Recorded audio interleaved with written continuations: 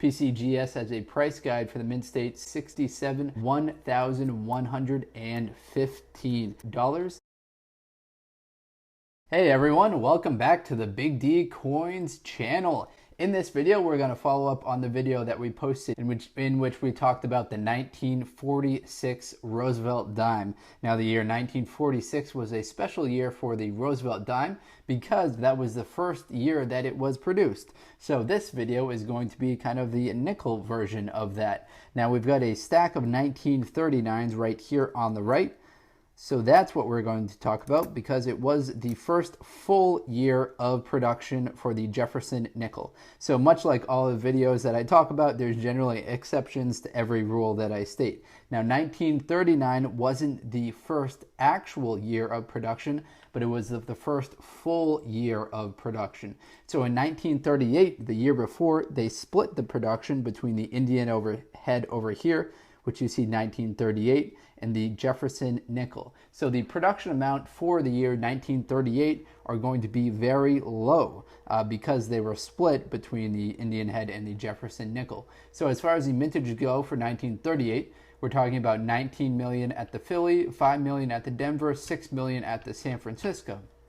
Then the next year, the first full year of production of these guys right here, there were 120 million at the Philadelphia, 3 million at the Denver, 6 million at the San Francisco. So if you've come across some 1939s while coin roll hunting, it's kind of cool because you found something prior to 1960. Unfortunately, if it were a couple years earlier, you would have come across a Indian head nickel. Now I'm going to move the Indian head out of the way and we'll just flip these over right here and we'll look to see if there are any from the Denver or San Francisco mint.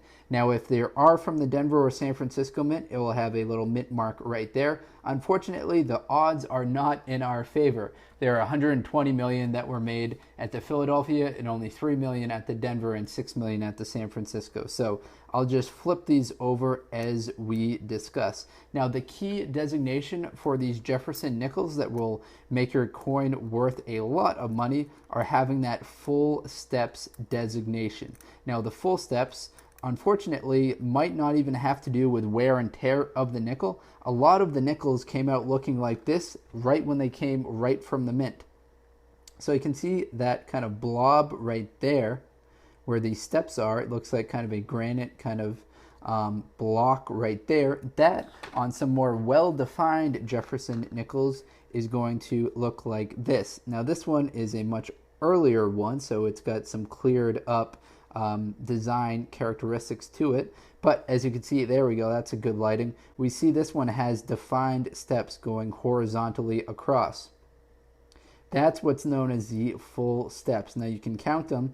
Sometimes they vary a little bit with the number of steps that they actually fit in there. Now with these ones, look how bad it looks right here. That is not even close to being full steps and no mint mark, so that's unfortunate. Now let's get into the PCGS price guide. So the PCGS price guide, now I'm going to talk just about the full steps designation. These ones are going to be worth the money. These ones are where the money is at. So for yours to be worth money, for it to be worth getting graded, it's got to hit that mint state 64 designation. PCGS has a price guide for the mint state 64 of $52. Mint state 65, 160, mint state 66, 225, and a mint state 67, 1,115. As you can imagine, a mint state 67 is pretty rare. PCGS has only graded 15 of those that have hit that mint state 67 designation. So we're still working our way through all these 1939 Jefferson nickels. As I talk, it's kind of hard to both talk and flip them at the same time, but we haven't come across any Denver or San Francisco mint ones, and we've got 3 to go in the flipping. So let's just power through these 2 right here, and then I'll start talking about the rarity in the survival estimates. One of the cool features of the PCGS price guide. All right, here's the last of the 1939. Flip it over. Unfortunately, no mint mark. And this one has seen some better days. This one barely has any definition to the reverse of it. So here's again what they should look like. Nice little reverse. You can see some windows, see some nice details, and then we've got this blob right here. So as far as the survival estimate, PCGS has estimated that 18,000 of them have survived at a mint state 65 with the full steps designation. So a mint state 65 or better have survived at 18,000.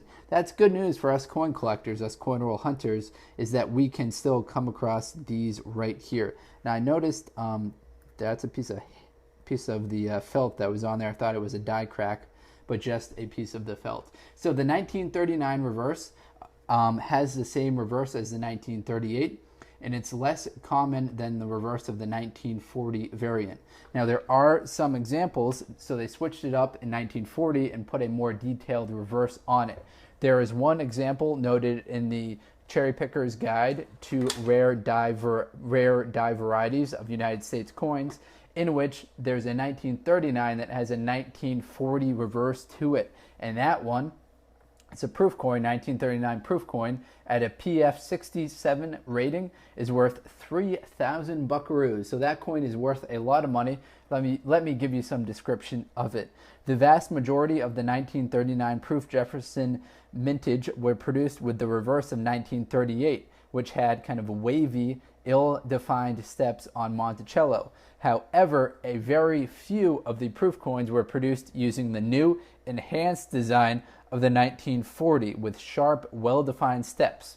So this one right here doesn't have any steps at all, but if yours has very well-defined steps for the 1939, then you've hit the jackpot. So I guess generically, if they are going to have steps for the 1939, they're going to tend to be a little bit wavy, which is the same kind of characteristics that you would see on the 1938. And then in 1940, they have improved those. So there were some improved reverse dies that made it on to 1939. There's also a quadruple die reverse that's noted in the Cherry Picker's Guide, as well as a double die obverse and another double die reverse. So keep your eye out there for some error coins for 1939. That's really the only way that your coin is going to be worth significant money. You guys probably already knew that when I said the mintage of them was 120 million. So if you come across these, it will be cool because you'll see the 19 then starting with a 3. You get pretty excited, then flip it over, check out the steps on the reverse. If you've got some good definition there, your coin could be worth a lot of money. And if you've got a mint mark, I would recommend hanging on to those as well and setting them aside. Now, if you do a lot of coin roll hunting, you'll get a nice kind of pile of 1939s like I've got right here, but you'll have trouble getting those Denver and San Francisco mint. All right, everyone, that's all I've got for today. Hopefully you found this helpful. 1939 Jefferson Nickels, very common, but keep your eye out for those steps on the reverse of Monticello. Thank you very much, and best of luck coin collecting out there, everyone. Enjoy.